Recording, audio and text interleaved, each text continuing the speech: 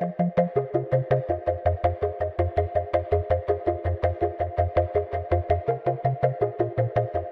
storm itself, okay, it's gotten cold in Texas before, but not for 5 days. And the length of the cold really is what everybody's telling me is what sort of whacked it off. Okay, then you've got generators who went offline. You got wind, gas, coal. Everybody started to drop off the grid. Then demand, because it was so cold, demand crept up. A lot of the houses, by the way, about 60% use electricity for their heat. They're not insulated. They're cranking the heat as the temperature drops. So generation capacity came off one by one by one. Demand goes up. Some of the power plants then started to be able to come back online, but there was a tight gas market. They either could not get gas at all, or they could not get gas at any kind of a price they might be able to afford. That was kind of the next step as well. That was the perfect storm.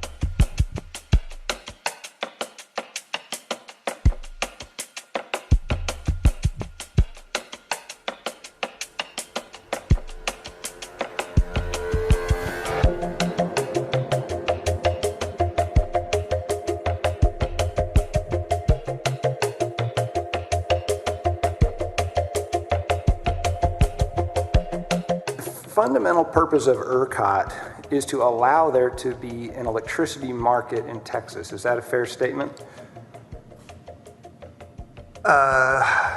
Well, sometimes people think of the grid operations and the market operations separate, but ERCOT was basically created by the legislature to manage the electricity market that the legislature created in SB 7. And two main points. One is maintenance of the physical grid and the physics of it, and the other being the settlement agent, the clearing price, middleman for all the transactions, right? Yes, sir. And the purpose of having an electricity market is to deliver electricity to homes and businesses, right? Yes. And we know that for several days, electricity didn't go to homes and businesses, right? Quite a few of them. So is it fair to say that the market failed to deliver electricity to homes and businesses last week? Well, the market was operating according to the policies and the rules that we implement. Certainly. So, there was scarcity pricing.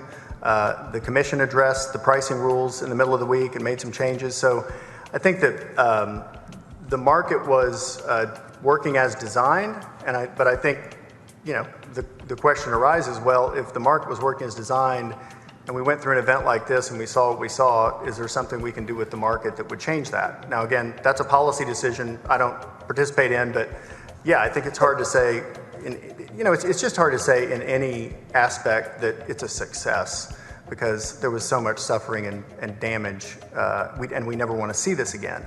You ever talk to the CEO of the other two grids about hypothetical situations where you lose supply to the point that you have catastrophes or even a potential blackout?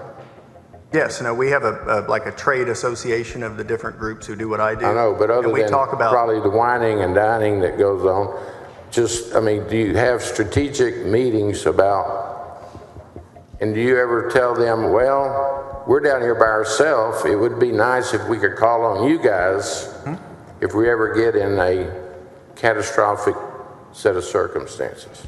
Oh, yes, sir. We got process in place with our neighbors.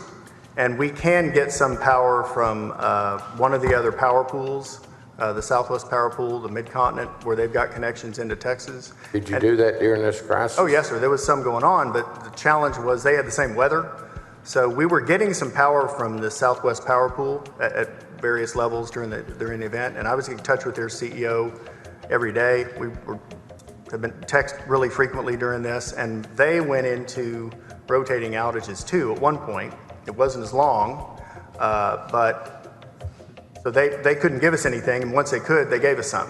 Knowing that we had the Arctic blast on the way, did the subcommittees, did they review the policies, the protocols, and the recommendations? The subcommittees look at that, and you all have a meeting. Was there discussion regarding weatherization, or had there already been a conversation regarding weatherization for generators and maybe the resources coming to the generation plants.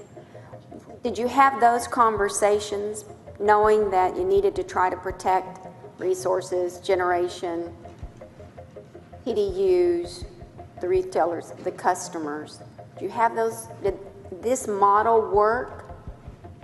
In the, say, the week before the storm, as we saw it Once coming? you knew that this Arctic blast was coming down. Yes, ma'am. I think when we see a system like this, it's going to have a big grid impact. We have automatic processes for providing notice, making sure people know what they need to do, and making planning for that immediate situation.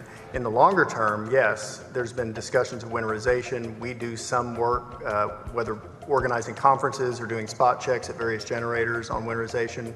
I know that's an issue taken seriously by people because they don't want to drop off in the winter. So we've had those discussions in our market participant process. I think similarly on the other issues that affect, how you handle a disaster, how you handle a difficult situation on the grid. We have trainers and training that the market participants who participate get trained by us. They do their own training. They get ready for those sorts of things. So there's a lot going on in the background that's preparing for the really bad situation. And then when you get close to the really bad situation, we're not so much, calling meetings as we are making the calls into those control rooms, making sure everybody's ready to go because they all have processes in place for what to do.